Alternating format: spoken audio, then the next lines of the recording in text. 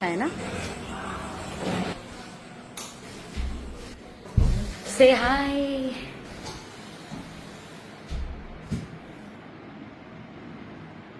MBBS वाला किधर है? ये वाला है मेरी फोटो वाला। ये वाला।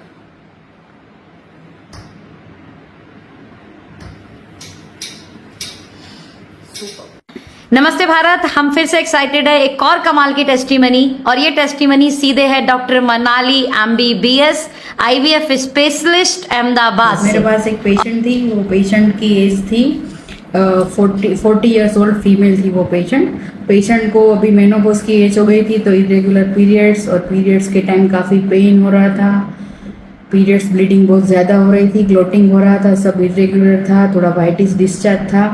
तो वो सब कंप्लेन के साथ पेशेंट मेरे पास आया था। वो ऑलरेडी 3 महीने की हार्मोनल टेबलेट पेशेंट ऑलरेडी ले चुका था। आफ्टर दैट मैंने उनको वुमेन 1 दिया, और नेक्स्ट मंथ ही जब वो after 20 days completion of that syrup patient मेरे पास रिपोर्ट लेके आया, रिपोर्ट भी दिखाया और मैंने फॉलोअप भी लिया कि भाई ये सिरप से आपके पीरियड्स रेगुलर हुए, क्लॉट्स और डिसमेनोरिया यानी कि पेन वगैरह में कैसा है। तो पेशेंट को पेन तो बिल्कुल नहीं था ये पीरियड में, क्लॉट्स भी नहीं थे, और नॉर्मल जो रूटीन 3 से 4 दिन का पीरियड्स रहता है, तो वो एक रिजल्ट मिला है। और पेशेंट ने वो रिपीट भी किया, और साथ में कैल्शियम का भी 3 महीने का और आयरन फोलिक भी स्टार्ट करवाया है पेशेंट को। सुपर। तो अभी आपको क्या लगता है एज अ डॉक्टर, बिकॉज आप MBBS डॉक्टर हैं और फीमेल इश्यूज ऐसे बहुत सारे आपके पास आते रहते हैं, तो आपको क्या लगता है ये चीज बढ़ती जा रही है और ये प्रोडक्ट कैसे इस पे काम कर रहे हैं? आप क्या बोलना चाहेंगे एज अ डॉक्टर? यस, अभी जो फीमेल्स को जब पहला पीरियड स्टार्ट होता है उसको हम बोलते हैं मेनार्की, राइट?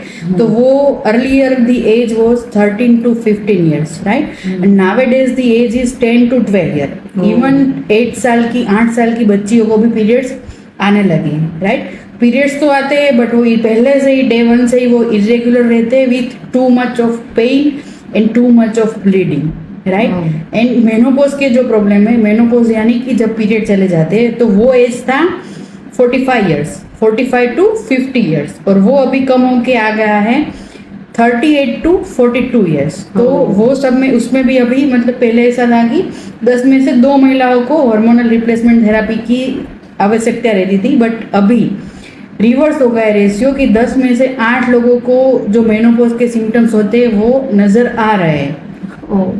तो वो दोनों में और इन बिटवीन जो ये इनफर्टिलिटी के इश्यूज आ रहे हैं कि लेट मैरिजेस, अनहेल्दी लाइफस्टाइल और स्ट्रेस और सबका मतलब वर्क और पर्सनल लाइफ बैलेंस नहीं कर पाते, तो उस वजह से ये इनफर्टिलिटी के केसेस भी बहुत बढ़े हैं। तो ये तीनों केस में इसका जो रिजल्ट है वो तीनों में मैंने लिया हुआ है, वुमेन 1 का। यस, तो वो तीनों में इफेक्टिव है।